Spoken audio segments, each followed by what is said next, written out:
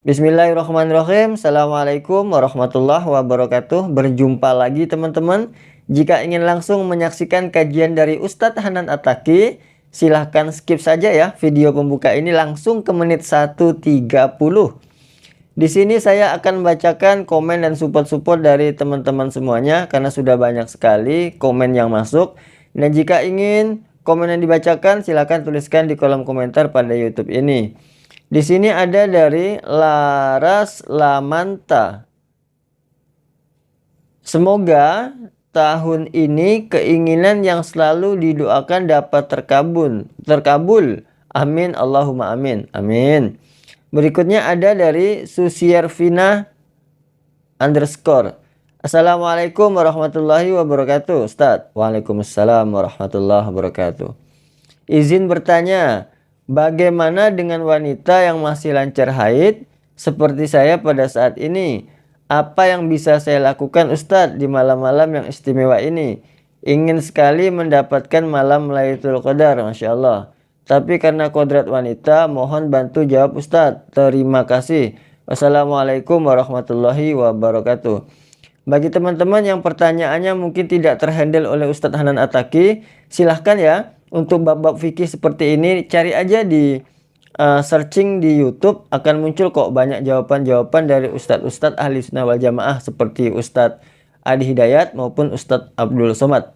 Oke teman-teman, selamat menyaksikan. Kita saksikan bersama-sama kajian dari Ustadz Hanan At-Taqi. Alam yajidka yatiman fa'awa. Ini adalah bukti kalau Allah mawadda'aka rabbuka wa ma qala. Allah tuh nggak pernah ninggalin kita dan nggak pernah benci sama kita. Itu bukti teman-teman.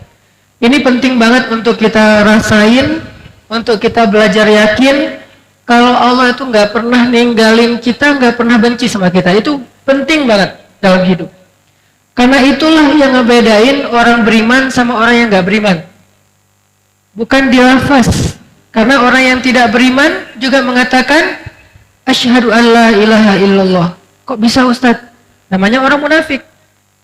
Orang munafik juga mengatakan amanna billahi wa bil yaumil akhir. Kami percaya kepada Allah dan hari akhir.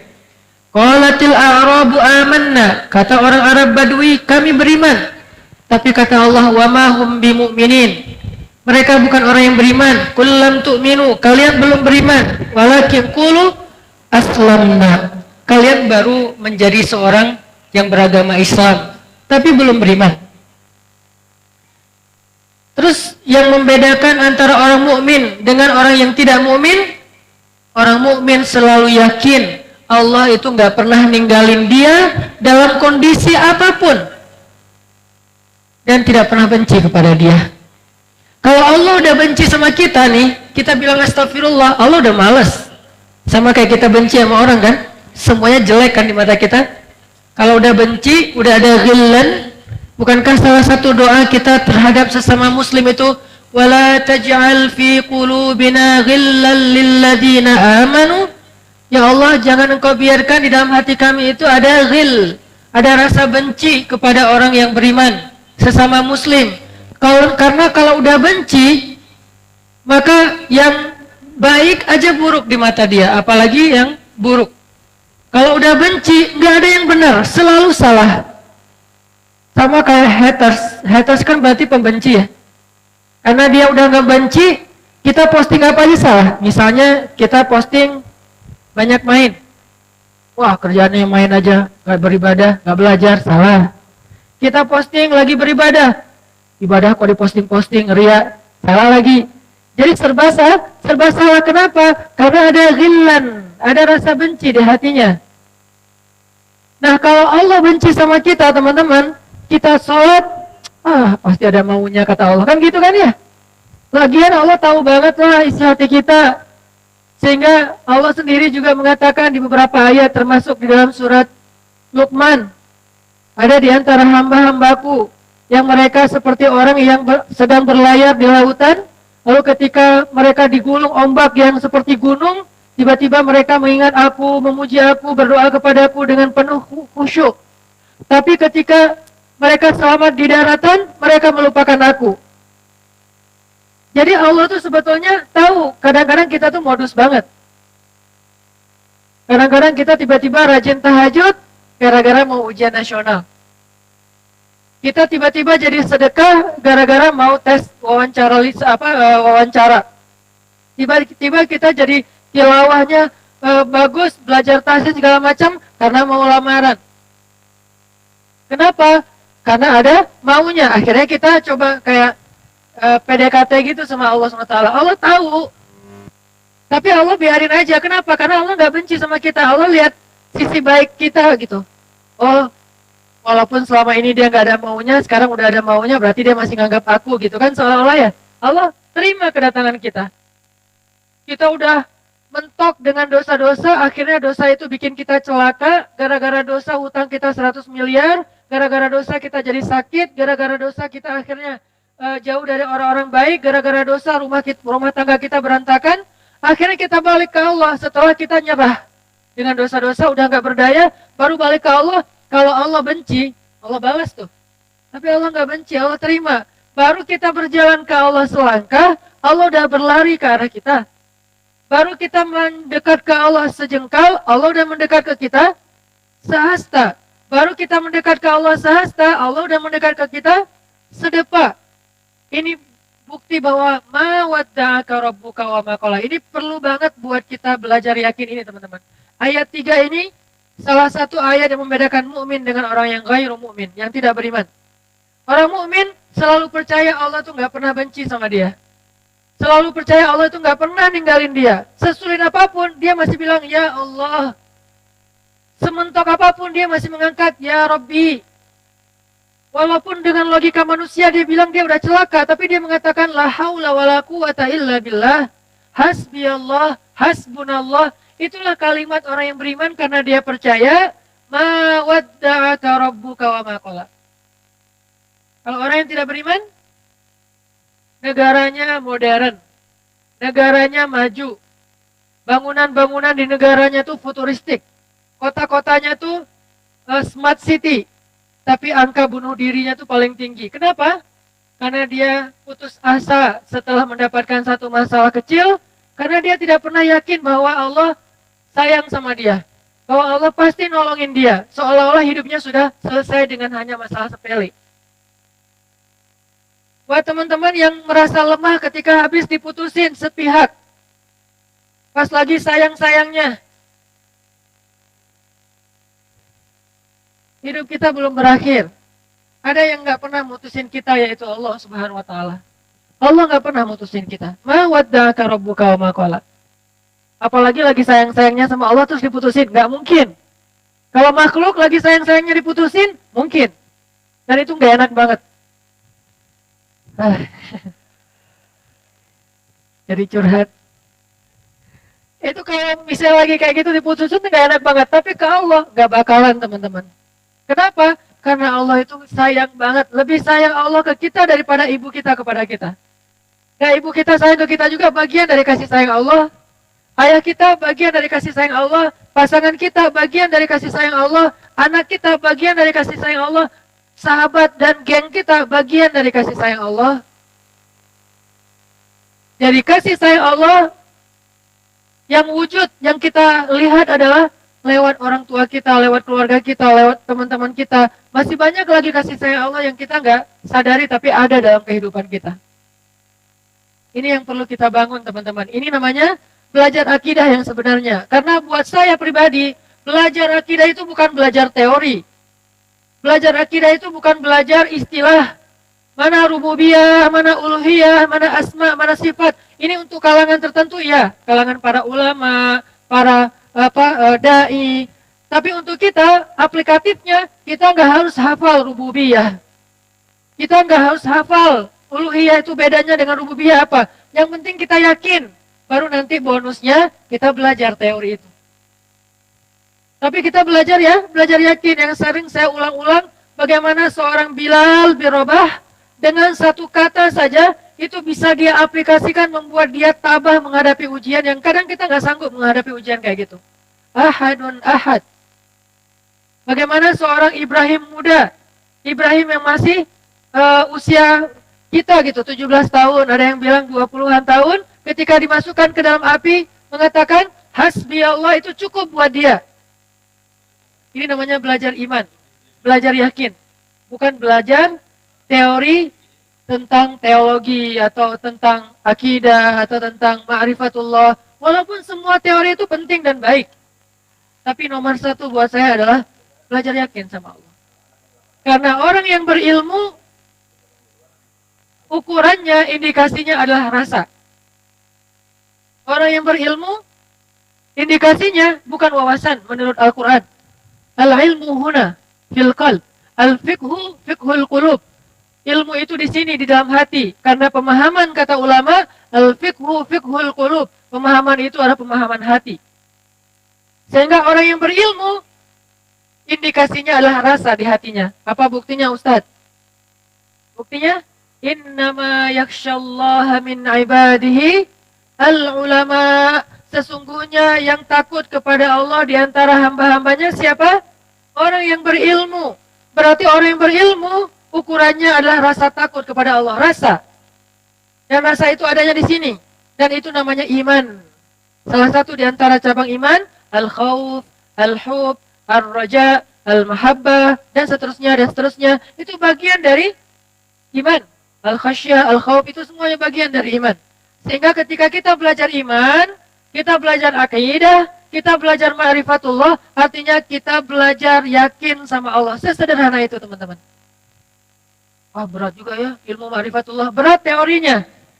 Tapi lebih berat lagi memasukkan teori itu ke dalam hati. Dan kalau itu berhasil, maka walaupun teorinya kita lupa, apa sih kemarin ayatnya, apa sih kemarin hadisnya, mungkin kita bisa lupa. Tapi rasa itulah yang akan mengarahkan hidup kita siratul mustaqim atau justru melenceng, tolin atau maghdubi alaihim, na'udzubillah min dzalik.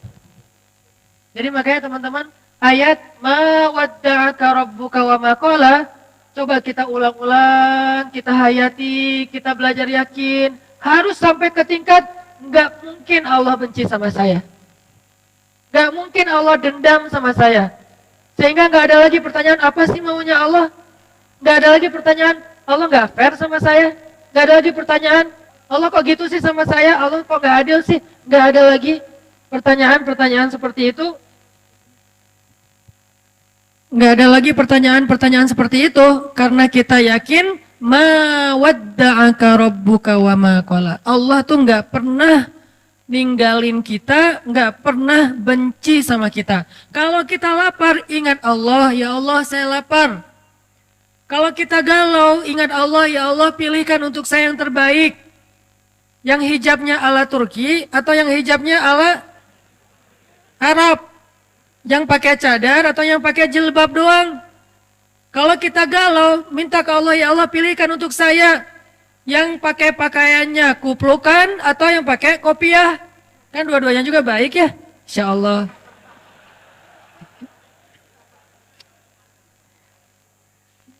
Mau yang hafal Quran atau hafal hadis, dua-duanya hafiz. Yang satu hafal Al-Ikhlas, yang satu lagi hafal Innamal a'malu binniyat.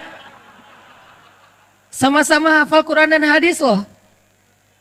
Minta sama Allah. Kenapa? Karena Allah pasti dengerin. Karena salah satu di antara arti ma wadda'aka rabbuka wa ma qala, salah satu artinya wa idza sa'alaka ibadi anni fa inni qarib ujibu da'watad da'i idza da'an. Kalau hambaku bertanya kepadamu tentang aku, bilang aku tuh dekat. Artinya dekat, aku tuh dengar apa yang mereka minta. Maksud dari qarib di sini bukan Allah ada di sebelah kita bertempat, bukan. Arti qarib salah satunya adalah Allah tuh dengar banget yang kita omongin. Bahkan kita ngomong pelan-pelan juga Allah dengar. Bahkan terbersit di dalam hati juga Allah dengar, teman-teman. Sehingga uji da'watad da'i idza da'ani. Aku pasti mengijabah, aku pasti ngerespon, aku pasti nge-replay lah. Pertama Allah langsung nge-read. Gak mungkin kita ngejapri Allah terus gak di-read. Kenapa? Inni qarib, aku dekat. Langsung di-read sama Allah, langsung didengar sama Allah. Terus ujibu da'watad dan, langsung typing. Ujibu dari kata jawab, langsung typing. Gak mungkin kita kayak ngejapri Allah gitu, di-read doang 3 hari. Itu mah dia banget, cek. Allah tuh nggak mungkin gitu, langsung typing, ujib. Arti ujib di situ present continuous tense, langsung. Nggak sampai future tense, future-nya tuh setahun, nggak. Langsung saat itu juga Allah merespon, mereply, menjawab japrian kita. Begitu kita bilang, ya Allah, Allah langsung mengatakan, ai abdi, ada apa wahai hambaku? Ya Allah, halum ilayya abdi, ya Allah. Dan seterusnya dan seterusnya. Kalau kita ngomong ke Allah, labbaika ya Rabbi, kalau Allah memanggil kita, ada apa wahai hambaku? Hal indaka hajah, kamu punya masalah? Hal min di hajah, ada nggak di antara kalian yang punya masalah? Kata Allah, hal min taib, kamu pengen taubat? Allah langsung nanya gitu, Allah langsung nge-replay, Allah langsung nge-ijabah.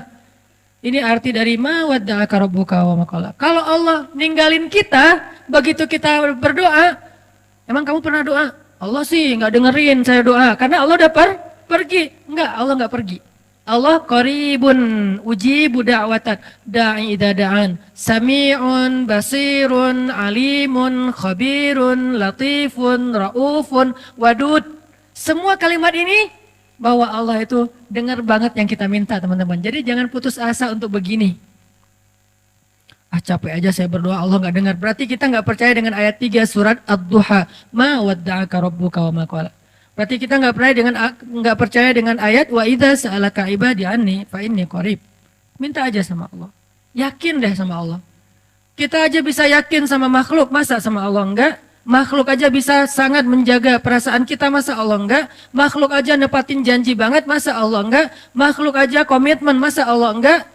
Allah lebih daripada makhluk pastinya, karena tidak ada makhluk yang serupa dengan Allah. Allah ala kulli syai'in qadir, azimun dalam segala sesuatu maha besar. Sehingga teman-teman, jadikan ma wadda'aka rabbuka wa ma qala iman. Bukan cuma hafalan, iman. Ketika kita lagi galau gitu, ninggalin gak ya pekerjaan ini ya? Tinggalin gak ya cara-cara yang gak benar kayak gini ya? Galau kan? Soalnya kalau kita tinggalin, untungnya lumayan. Terus yang kita pekerjaan yang halal belum jelas. Kalau kita kerjain, ntar Allah marah. Kan kayak galau gitu kan ya? Harusnya di situ mah gak perlu galau. Galau itu dalam hal sama-sama baik, itu galau. Kalau hak dan batil nggak perlu galau sih sebetulnya. Cuman oke lah, karena kita manusia biasa. Galau di situ. Bilang, ma wadda'aka rabbuka wa ma qala. Artinya apa Ustadz? Dalam konteks kegalauan saya tadi. Artinya kalau kita pilih pilihan Allah, Allah pasti nanti akan menghargai kita dengan ganti yang lebih baik setelahnya. Yakin deh. Yakin. Karena Allah nggak pernah ninggalin kita. Tapi kalau kita berpihak sama Allah, memilih pilihan Allah, sedangkan Allah kayak pergi gitu, lagi kemana gitu, lagi sibuk, kan kita kayak rugi gitu kan? Terus gak diwaro gitu sama Allah, gak mungkin. Ketika kita memilih pilihan Allah, Allah langsung bantu kita. Wa may yattaqillah. Siapa yang memilih pilihan Allah? Siapa yang taat sama Allah? Siapa yang menjalani perintah Allah? Siapa yang meninggalkan larangan Allah? Ini kan semuanya arti takwa kan? Wa may yattaqillah. Kalau kita taat sama Allah dalam hal menjalankan perintah, meninggalkan larangan, meninggalin hal-hal yang Allah nggak suka, yaj'al lahu makhraja, pasti dikasih jalan keluar. Nggak mungkin nggak, mustahil 100% pasti dikasih jalan keluar. Pasti. Kata pasti ini jangan cuma diucapkan dengan lisan. Kata pasti ini harus masuk ke dalam hati kita. Di sini berlaku kalimat pasti, bukan insya Allah. Karena insya Allah itu berlaku dalam urusan kita. Tapi kalau dengan Allah, Allah sendiri yang berjanji. Dan janji Allah itu pasti Allah penuhi. Enggak juga sih, terserah Allah. Kadang dipenuhi, kadang enggak. Berarti kita berburuk sangka kepada Allah. Enggak, kalau dalam hal ini sunnatullah, udah ketetapan Allah, pasti dipenuhi. Tapi kalau dengan makhluk, enggak bisa. Gimana pun dia mau komitmen, harus ada insya Allah, harus ada izin Allah dong. Tapi kalau ini emang Allah sendiri yang ngomong, gimana mau pakai insya Allah lagi? Allah berjanji akan memberi saya jalan keluar, insya Allah. Ini agak-agak unik ya. Allah berjanji mau ngasih kita jalan keluar insya Allah. Terus Allah masih butuh butuh izin gitu? Nggak butuh. Udah aja kalau Allah berjanji namanya pasti. Hakul yakin. Bukan lagi sekedar zon. Bukan lagi sekedar kayak wacana gitu. Kayak janji-janji kosong gitu. Kayak gombal gitu. Bukan. Benar-benar hakul yakin. Nah, kata pasti inilah yang harus kita masukkan ke dalam hati kita, teman-teman. Sehingga kita percaya banget. Udahlah nggak usah khawatir. Hidup sama Allah mah aman. Hidup sama Allah mah terjamin. Hidup sama Allah mah tenang aja. Kenapa? Allah lah sebaik-baik yang menepati janji. Ma wadda'aka rabbuka wa ma qala. Jadi surat Ad-Duha itu semua ayat yang kita bedah nanti intinya adalah ayat ketiga. Itu yang kita pengen mantepin, pengen masukin ke dalam hati kita. Kita masukin dengan kalimat wadduha, kita masukin dengan kalimat wal-laili idza saja, kita masukin dengan kalimat walal akhiratu khairul laka minal ula, kita masukin dengan kalimat wala saufa yu'tika rabbuka fatarda, dan seterusnya. Intinya adalah ma wadda'aka rabbuka wa ma qala. Allah nggak pernah ninggalin kamu dan nggak pernah benci sama kamu. Terus kenapa putus asa? Jangan sampai kita berpikir ketika kita baru patah hati, lantas dunia sudah berakhir. Masih ada Allah. Iya sih, tapi gimana dong hidup saya nggak bisa hidup tanpa dia. Ada Allah. Nanti setelah Allah tunjukin, baru kita bilang untung ya dulu diputusin, mau gitu. Udah gitu kayak pamer gitu ke mantan nih biar dia nyesel. Wah, posting yang keren-keren, hasil editan, pencitraan. Karena salah satu prestasi kita tuh bisa bikin mantannya nyesel gitu kan. Astagfirullahaladzim. Enggak sih, dia mah enggak nyesel, biasa aja. Artinya kegeeran kita doang kali ya. Wah, dia pasti udah nyesel nih, gua sekarang dokter. Dia udah nyesel nih, sekarang gua dokter. Dia udah nyesel nih, sekarang gua pengusaha sukses. Dia udah nyesel nih dan segala macam. Enggak pasti juga sih. Yang jelas kita jadi ngerasa benar ya, Allah menyelamatkan saya dari dosa. Coba kalau nggak diputusin dulu, mungkin kita sama-sama udah jadi pembuat dosa yang harus kita bayar mahal dosa-dosa kita itu di dunia dan di akhirat. Satu, gara-gara diputusin sama dia, akhirnya Allah mempertemukan saya dengan orang yang lebih tepat buat saya, bukan lebih baik ya. Karena lebih baik itu berarti kita menjudge. Belum tentu dia jelek, enggak. Yang lebih tepat buat kita. Dan dia juga dikasih yang lebih tepat buat dia. Karena kasusnya banyak teman-teman. Ada kasus seorang ibu yang sakit kanker, dirawat di salah satu rumah teduh yang tempat istri saya tuh, ditinggalkan oleh suaminya. Suaminya ketika tahu istrinya sakit kanker malah pergi ninggalin dia. Tapi di kasus yang lain, justru ada seorang suami setia banget nungguin istrinya, ninggalin semua pekerjaannya, tinggal di Bandung untuk jaga istrinya berobat. Padahal istrinya udah nggak bisa menyenangkan dia sama sekali, tapi dia setia kepada istrinya. Ini kan masalah, Allah lebih tahu ya, masa depan kita bakalan kayak gimana, kasus-kasus kita bakalan kayak gimana. Bisa aja dengan pasangan yang Allah kasih sekarang, dia lebih sabar dengan proses kita dalam pekerjaan, nggak survive, gagal lagi, bikin usaha ini rugi, bikin usaha itu rugi. Tapi dia nggak pernah ngeluh, bukankah dia lah pilihan Allah buat kita? Nggak usah ngeluh, kalau gitu ujian. Artinya ada aja pasti kebaikan yang kita lihatlah sisi baiknya. Dan itu bukti kalau Allah alam yajidka yatiman fa'awa. Nah sekarang coba alam yajidka yatiman fa'awa ini kita lihat dalam kasus Nabi. Goalsnya sama, goalsnya supaya kita percaya sama ma wadda'aka rabbuka wa ma qala, itu intinya ya. Nah dalam konteks sirah Rasulullah SAW, kalau kita mau memahami alam yajidka yatiman fa'awa dengan membaca sirah, itu keren banget. Allah tuh benar banget ngomong alam yajidka yatiman fa'awa. Rasulullah lahir dalam keadaan yatim, Allah lah yang memfa'awakan Nabi. Dengan cara apa? Pertama Allah masukkan rasa cinta ke dalam hati kakeknya. Sehingga kakeknya menganggap Nabi sebagai cucu kesayangan di antara cucu-cucunya. Lalu Allah masukkan rasa cinta ke dalam hati ibundanya. Oh biasa Ustaz, banyak ibu yang gak sayang sama anaknya. Nah sekarang ibunya sayang banget sama anaknya. Aminah sayang banget kepada Muhammad SAW. Yang ketiga nih yang agak unik nih. Allah masukkan rasa cinta itu ke dalam hati ibu susunya. Halimah dari Bani Sa'di atau Sa'diyah namanya. Halimatus Sa'diyah. Kan ceritanya Halimah tuh mereka dari kabilah Sa'di itu, dari orang-orang pedalaman, biasanya suka ada musim kerjanya, suka ada kerja musiman. Nah, kerja musiman itu apa? Nyusui anak-anak orang terpandang di kota Mekah.